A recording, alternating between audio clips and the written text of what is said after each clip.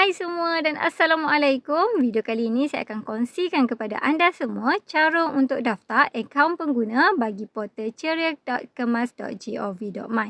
So, kepada ibu bapa yang ingin membuat permohonan kemasukan kemas, semoga video ini dapat membantu anda semua.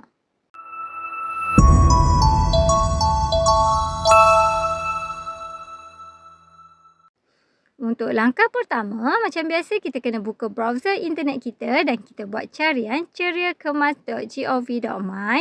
Kemudian anda klik pada halaman rasmi portal Ceria Kemas yang ini.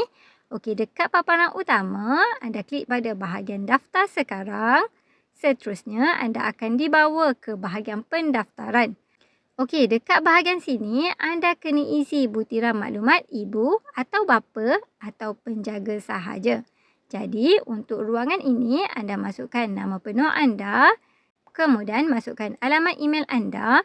Pastikan email yang anda masukkan itu adalah email yang sah sebabnya sistem akan hantar link pengesahan dekat alamat email tersebut. Seterusnya, anda masukkan nombor telefon anda. Di bahagian ini pula, masukkan nombor kad pengenalan anda. Kemudian, anda kena cipta kata laluan.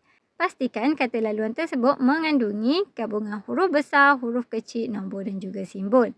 Untuk bahagian sahkan kata laluan, masukkan semula kata laluan yang anda cipta tadi. Bila dah selesai isi kesemua maklumat tersebut, anda klik dekat bahagian kotak persetujuan dan klik hantar. Sila tunggu sekejap. Sekiranya keluar status macam ni, itu bermaksud anda berjaya membuat pendaftaran akaun pengguna. Tapi, anda perlu membuat pengesahan akaun terlebih dahulu. Cara dia, anda buka email yang anda masukkan masa anda buat pendaftaran tadi. Cari email daripada Ceria Kemas. Anda buka email tersebut dan anda scroll ke bahagian bawah. Lepas tu, anda klik pada bahagian sahkan alamat email. Selepas itu, akaun anda telah pun diaktifkan.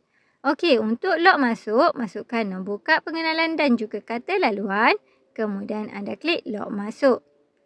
So, anda dah pun berjaya membuat pendaftaran akaun pengguna dan anda juga dah berjaya log masuk akaun pengguna anda. Untuk permohonan kemas, nantikan video saya yang seterusnya. Okey? So, itu sahaja untuk kali ini. Apa-apa pun, jom kita buat dulu. Assalamualaikum. Jumpa lagi dalam next video. Bye-bye.